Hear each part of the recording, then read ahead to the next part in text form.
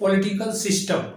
हम लोग वैदिक काल की राजनीतिक व्यवस्था का अध्ययन कर रहे हैं। Okay, political system.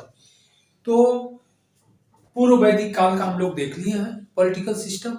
अब हम लोग देखेंगे उत्तर वैदिक काल का, लेटर वैदिक एज का पॉलिटिकल सिस्टम।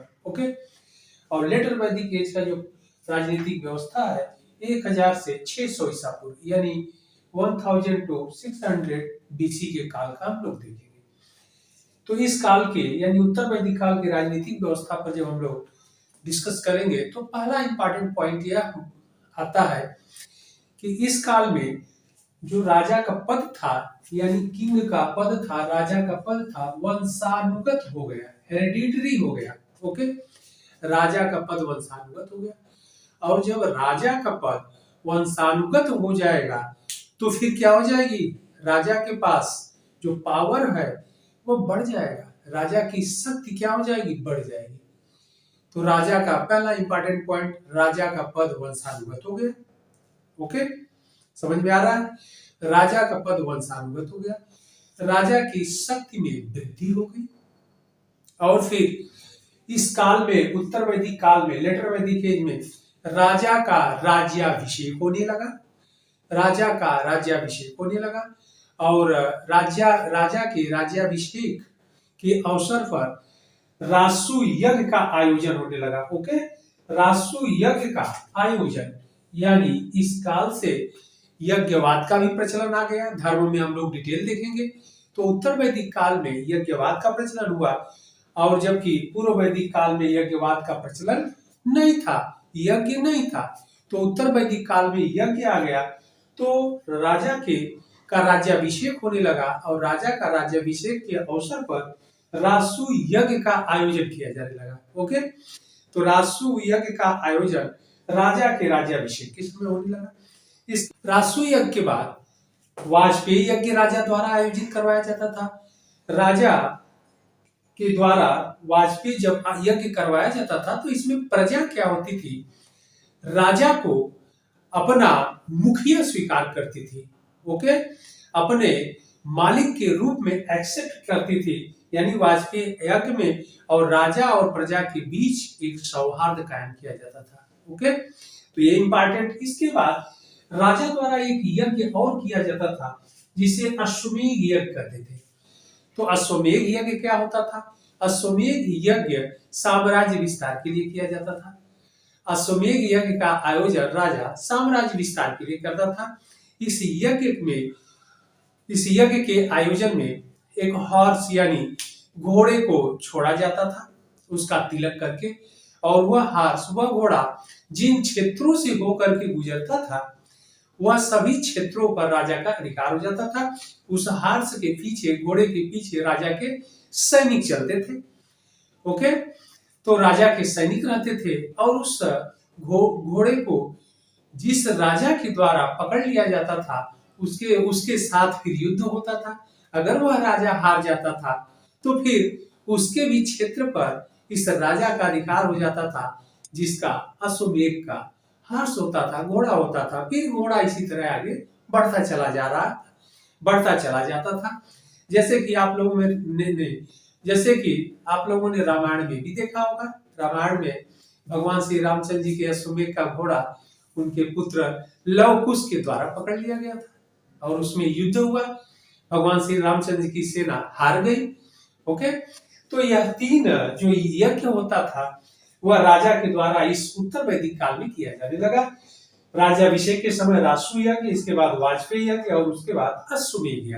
तो यहीं से यह यज्ञ करने की परंपरा प्रारंभ हुई थी, फर्स्ट टाइम उत्तर वैदिक काल से। ओके, इसके बाद राजा बड़ी बड़ी उपाधियां धारण करने लगा यहाँ पर, जैसे सम्राट, एकराट, विराट और स्वराट, यानी राजा यहाँ से अब टाइटल भी बड़ी बड़ी धारण करने लगा, जैसे सम्राट, एकराट, स्वराट और विराट। ओके, और फिर राजा की सहायता के लिए एक बड़ी मंत्री परिषद अब होने लगी। ओके, बड़ी मंत्री परिषद होने लगी, और इसी काल से, उत्तर वैदिक काल से राजा अपने उत्तराधिकारियों का चयन करने लगा। जिसे युवराज कहा जाने लगा। ओके, तो राजा अपने उत्तराधिकारियों का चुनाव करने लगा, जिसे युवराज कहा जाता था। तो यहीं से उत्तराधिकारी के चुनने की परंपरा भी प्रारंभ होती है। अब हम लोग आगे बढ़ते हैं। जो राजा की मंत्रिपरिषद होता है, इस काल में, उत्तर वैदिक काल में एक बड़ी मंत्रिपरिषद होती थी और इसमें कुल 12 सदस्य होते थे, जिन्हें रत्नी कहते थे। ओके, इन सदस्यों को रत्नी कहते थे और इस मंत्रिपरिषद में 12 सदस्य होने का उल्लेख मिलता है। ओके, पहला है पुरोहित। पुरोहित क्या होता था? पढ़ा लिखा व्यक्ति होता था जो ब्राह्मण वर्ण से बिलोंग करता था। ओके, और धार्मिक क्रियाकलाप भी पुरोहित के द्वारा यानी पृष्ठ के द्वारा ही आयोजित करवाया जाता था। तो ये इंपॉर्टेंट हुआ। नंबर 2, सेनानी होता था। सेनानी, सैनिकों की भर्ती उसके द्वारा की जाती थी, सेना की देखरेख किया जाता था, जबकि सर्वोच्च सेनापति राजा होता था।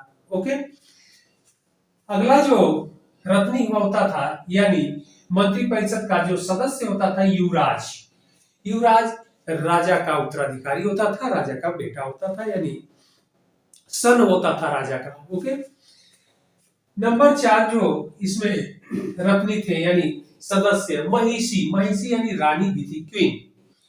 रानी भी मंत्रिपरिषद की सदस्य होती थी उत्तर वैदिक काल में। ओके, तो मंत्रिपरिषद के सदस्य राजा का सन यानी पुत्र युवराज भी होता था और इसके बाद महिषी भी होती थी, जिनको आप रानी कहते थे, प्रधान रानी। इसके बाद अगला जो था छत्ता। छत्ता का मतलब द्वारपाल। ओके, महल का रक्षक। इसके बाद यानी जो मुख्य गेट पर रहता था उसकी सुरक्षा की जिम्मेदारी रहती थी। अगला है सूत, राजा का सारथी यानी चैरियाटर। चैरियाट जो रथ होता था, तो रथ को चलाने वाला चैरियाटर राजा का सारथी होता था।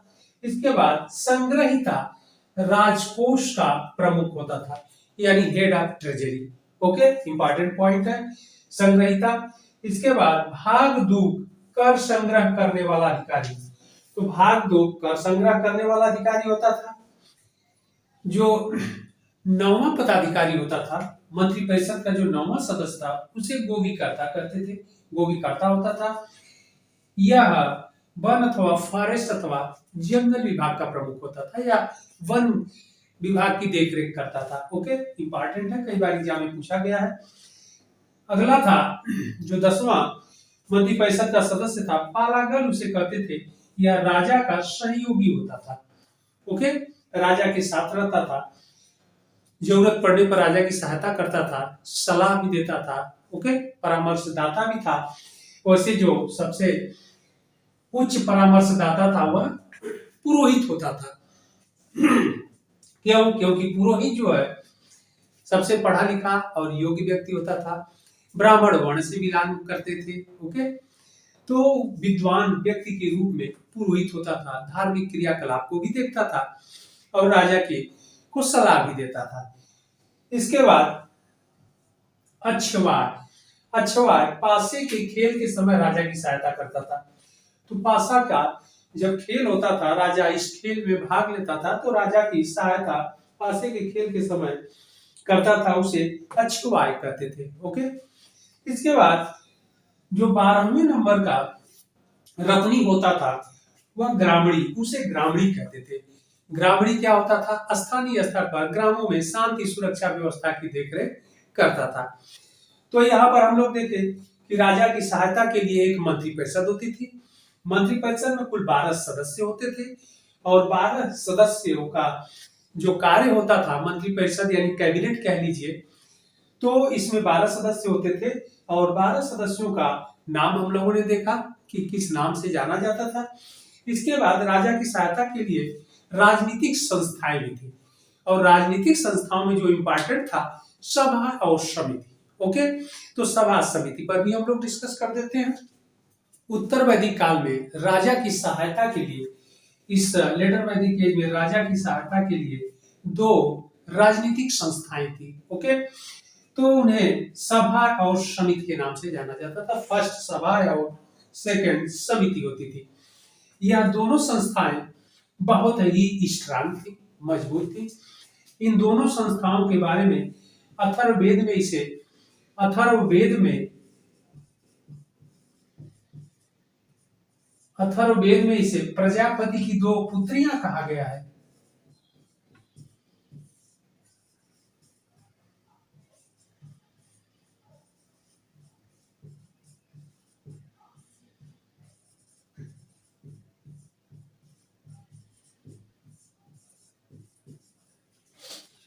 अथर्ववेद में सभा और समिति को प्रजापति भगवान शिव, लॉर्ड प्रोटोशिवा, ओके। तो प्रजापति की दो पुत्रियां कहा गया है, इसका मतलब इसकी इंपॉर्टेंसी बहुत अधिक उत्तर वैदिक काल में बढ़ गई। क्यों नहीं बढ़ जाएगी? क्योंकि राजा का पद वंशानुगत हो गया, राजा सारा पावर राजा के हाथ में आ गया, राजा के आदेश ही नियम होने लगे, ओके। और राजा मंत्रिपरिषद की सलाह, अपने जो 12 मंत्रिपरिषद में जो 12 सदस्य थे जिन्हें रत्नी करते थे, उनकी सहायता से शासन सत्ता का संचालन अवश्य करता था, लेकिन राजा अंतिम डिसीजन राजा का ही होता था और राजा का ही निर्णय सर्वमान्य होता था, राजा का आदेश ही नियम होता था, ओके। यानी राजा पूरी तरह से पावरफुल हो गया और राजा का पद हेरिडिटरी हो गया, वंशानुगत हो गया। तो ऐसे में सभा समिति जो संस्थाएं थी पूर्व वैदिक काल में थी, लेकिन उत्तर वैदिक काल में इनका महत्व इंपॉर्टेंसी बढ़ गया, ओके। इसे अथर्ववेद में इसे प्रजापति की दो पुत्रियां कहा गया और सभा को अथर्ववेद में नरिष्ठा कहा गया है और इसका जो प्रमुख होता था राजा होता था, ओके। इसलिए इन राजनीतिक जो संस्थाएं थी यह राजा को सलाह अवश्य देती थी, लेकिन अंतिम निर्णय राजा का ही होता था। तो यह रहा उत्तर वैदिक काल की राजनीतिक व्यवस्था। तो यहाँ पर पूर्व वैदिक काल से परिवर्तन क्या हो गया कि उत्तर वैदिक काल में, पूर्व वैदिक काल में जो राजा का चुनाव होता था जनता द्वारा किया जाता था, ओके, लेकिन यहाँ पर वंशानुगत हो गया। यहाँ पर यज्ञ नहीं था पूर्व वैदिक काल में, यहाँ पर राजा का राज्याभिषेक के अवसर पर राजसूय यज्ञ किया जाने लगा, साम्राज्य विस्तार के लिए यज्ञ किया जाने लगा, अश्वमेध यज्ञ, और राजा और जनता के बीच में सौहार्द कायम रखने के लिए वाजपेयी यज्ञ किया जाने लगा। राजा की सहायता के लिए एक बड़ी मंत्रिपरिषद रखी गई उत्तर वैदिक काल में, जिनमें 12 सदस्य होते थे जिन्हें रत्नी कहते थे।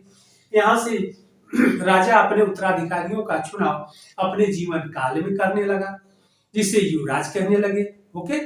तो इस प्रकार उत्तर वैदिक काल से जो राजा का स्वरूप आया वही राजा का स्वरूप आगे बढ़ता गया, ओके। तो इस प्रकार यहीं से राजा की शक्ति, पावर विस्तृत हो गया और आगे चल करके और राजा की शक्ति में विस्तार ही होता गया, ओके।